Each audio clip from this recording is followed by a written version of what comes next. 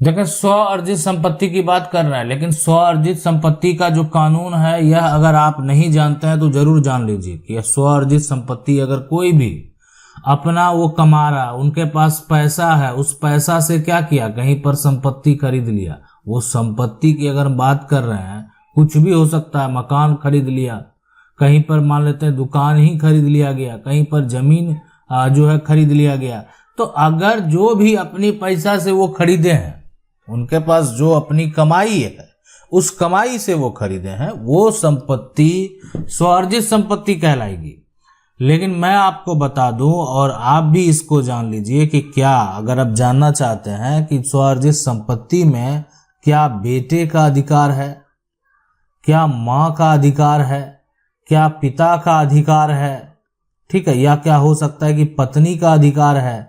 हम बात करेंगे पति का, मान लेते हैं स्वार्जित संपत्ति पत्नी भी खरीद सकती है, तो क्या जो उनके पति हैं उनका अधिकार है। तो स्व अर्जित संपत्ति कानून के बारे में आखिर अगर इस तरह का विवाद उत्पन्न हुआ है तो कोर्ट ने क्या फैसला दिया है, जो मामले कोर्ट में गए हैं उस कोर्ट में आखिर क्या निर्णय दिया गया इस फैसले को लेकर, इस विवाद को लेकर। तो देखें, अब होता क्या है कि एक व्यक्ति जो है वो कहीं पर काम कर रहा, उनका जॉब है, और ये एक तरह से एक तो जॉब हो गया, दूसरा उनका जो है एक तरह से व्यापार है। अब उनको जो भी एक तरह से आय है, उस आय से उन्होंने क्या किया, एक जमीन को खरीद लिया।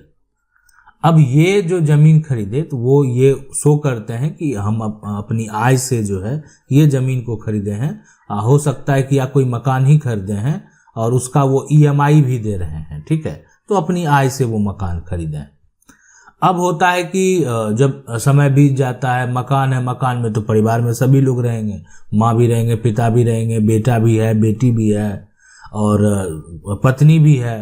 तो आखिर जिनके नाम जो खरीदा है ना, जिनका मकान है, उनका क्या अधिकार होगा, और उनके जो वंशज हैं और उनके जो माता पिता हैं उनका क्या अधिकार होगा।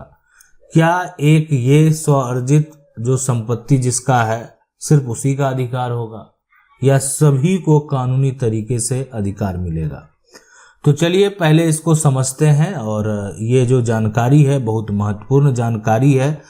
यहाँ पर देखेंगे सबसे पहले, तो अगर कोई भी जो संपत्ति है, अगर वो आपको अपने माता और जो आपके पिता हैं अगर उनसे प्राप्त नहीं हुआ है तो वो संपत्ति कहने का मतलब है कि किसी और से प्राप्त हुआ है। अपने माता पिता आपके जो पूर्वज हैं यानी उनसे आपको प्राप्त नहीं हुआ है तो वो संपत्ति आपके लिए जो है सेल्फ एक्वायर होगा। मतलब अगर आप हैं, आपके पास जो प्रॉपर्टी है वो यानी स्व अर्जित तभी कहलाएगी जब आपके माता पिता और आपके पूर्वज से वो प्राप्त नहीं हुआ हो। ठीक है। दूसरी बात जो हम करने जा रहे हैं वो कि अगर कोई भी जो स्व अर्जित संपत्ति है, सेल्फ एक्वायर प्रॉपर्टी है, तो उसमें सबसे महत्वपूर्ण बात यहाँ पर यह है कि अगर कोई भी पिता जो है, मान लेते हैं क्या करते हैं कि अपनी जमीन जो है वो बेटी को एक तरह से विवाह के समय देते हैं, विवाह के समय, तो उस बेटी के लिए जो होगा, उस बेटी को जो वो प्राप्त होगा वो उनका अर्जित संपत्ति कहलाएगा। वो उनका स्व अर्जित संपत्ति जो है, जो अर्जित आप कह सकते हैं, सेल्फ एक्वायर प्रॉपर्टी जो होगा उनका वो कहलाएगा। सेल्फ एक्वायर प्रॉपर्टी की अगर हम बात करें तो एक तो ये हो गया कि एक यानी आप खुद के पैसे से खरीद लिए, दूसरा आपको कोई दान में दिया है ना। तो यही हुआ कि जैसे पिता अपने बेटी को विवाह के समय देते हैं, या तो दान में प्राप्त अगर हुआ है, तो खुद के पैसे से अगर आप खरीदे हैं तो वो भी स्वअर्जित संपत्ति कहलाएगी। मतलब इसमें खुद के पैसे में परिवार का सहयोग ना रहा हो, सहयोग ना रहा हो, तो परिवार का अगर सहयोग रहा है और कल ये मामला कोर्ट में चल जाएगा, जो सहयोग करता है आपके परिवार के, वो ये बात प्रूफ करने में जो है सक्षम है कि उन्होंने सहयोग किया है और आपने उनके साथ धोखा किया है, तो फिर ये स्वअर्जित जो है इस पर एक विवाद खड़ा होगा, मामला कोर्ट में जाएगा और जजमेंट तो सारे सिचुएशन, सारे गवाह और सबूत को देखने के बाद पता चलेगा। लेकिन ये आप कह सकते हैं कि एक दावेदारी किया जा सकता है।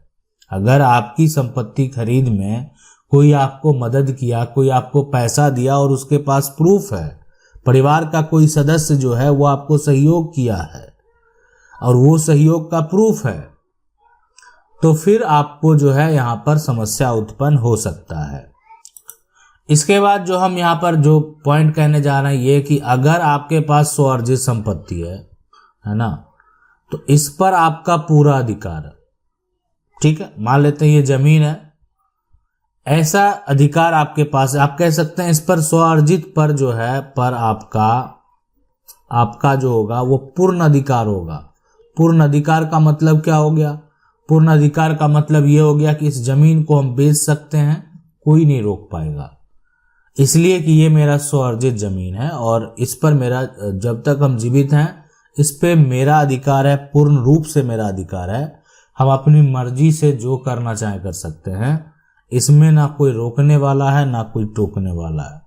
हम इसको जो है अगर खरीदे हैं तो हम इसको बेच भी सकते हैं, है ना। तो ये होता है स्वअर्जित संपत्ति। इसके अलावा आप ऐसा कह सकते हैं कि देखें, स्वअर्जित संपत्ति है, उस पर कोई अधिकार का दावा नहीं कर सकता। अगर मान लेते हैं, अधिकार कहने का मतलब ये हो गया कि अगर आपका बेटा है वो अधिकार का दावा नहीं कर सकता, बेटी है अधिकार का दावा नहीं कर सकता, पत्नी अधिकार का दावा नहीं कर सकती है, माँ अधिकार का दावा नहीं कर सकती, पिता नहीं कर सकता है, भाई नहीं कर सकता। ये तभी नहीं कर सकता जब उनमें से किसी का सहयोग जो है आपके वो स्वअर्जित संपत्ति बनाने में न रहा हो। ठीक है, तो ये जो नियम है, ये कानून है, ये स्वअर्जित संपत्ति के लिए। दूसरी बात यहाँ पर जो है कि अगर जैसे कोई स्वअर्जित संपत्ति है, ठीक है, तो इसमें किसी का भी, कोई भी अगर बेटे हैं तो अगर इनके मान लेते किसी व्यक्ति के पिता हैं, पिता के जो है पिता की स्वअर्जित संपत्ति है, पिता के बेटे हैं, है ना, और इनकी जो है बेटी है और इनके एक और बेटे हैं। अब ये चाहते हैं कि नहीं हम इन बेटों को स्वअर्जित संपत्ति जो है दे दें, तो इस पर किसी प्रकार का कोई भी रोक कोई नहीं लगा सकता। सीधा मतलब यही हुआ कि वो स्वेच्छा से अपनी संपत्ति किसी को भी दे सकते हैं। मतलब उनके स्वेच्छा पे वो डिपेंड करता है कि वो संपत्ति जो है, लेकिन एक कंडीशन है जहां पर सभी का अधिकार होगा, जितने लोग हैं उनके सबका अधिकार होगा। और वो कंडीशन कब उत्पन्न होगा? वो होगा कि जिनके नाम से स्वअर्जित संपत्ति है, अगर उनकी मृत्यु हो जाती है और मृत्यु होने के बाद देखा जाए कि उनके द्वारा किसी प्रकार का कोई वसीयत नहीं बनाया गया है या उनके स्वअर्जित संपत्ति में कोई भी नॉमिनी का नाम दर्ज नहीं है, उस केस में अगर भी किसी नॉमिनी का नाम दर्ज हो गया या उनका वसीयत है तो सिर्फ उन्हीं का अधिकार होगा। मान लेते हैं एक व्यक्ति की मृत्यु होती है और वो वसीयत कर दिया अपनी पत्नी के नाम से।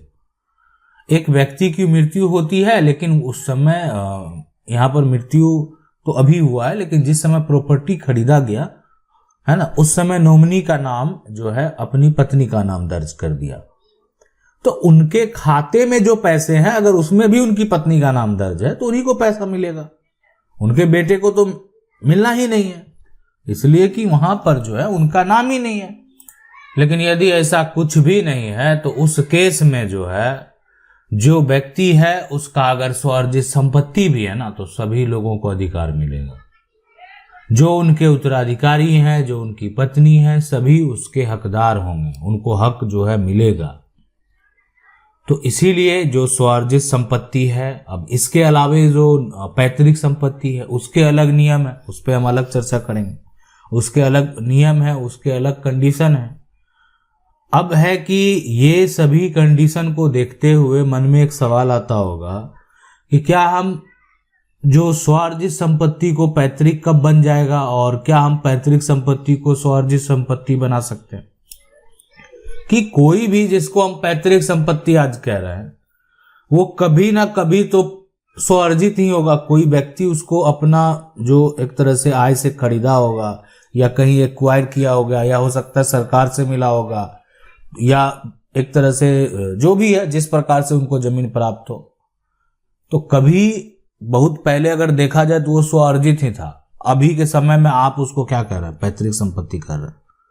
तो इसलिए ये आप समझ सकते हैं कि स्वार्जित संपत्ति भी जो है वो पैतृक संपत्ति बन जाता है। और पैतृक संपत्ति को क्या हम स्वार्जित बना सकते हैं, इस पे हम जरूर चर्चा करेंगे।